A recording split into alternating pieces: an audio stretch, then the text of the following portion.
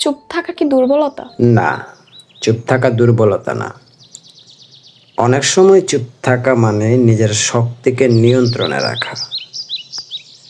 যে সব কিছুতে রিয়েক্ট করে না সে কিন্তু দুর্বল না, সে পরিপক্ক।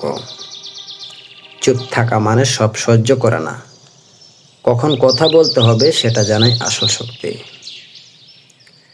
ঝড় কিন্তু সবসময় শব্দ করে, কিন্তু সমুদ্রের গভীরতা থাকে নীরব।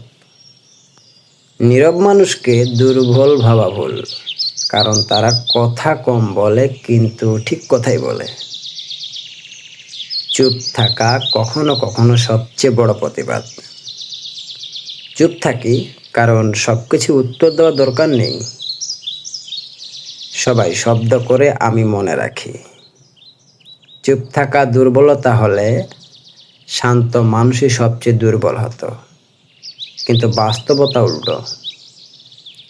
চুপ থাকি মানে অনুভূতি না, শুধু সবার সামনে খুলে বলি না। যার ভিতরটা গভীর তার মুখটা বেশি কথা বলে না।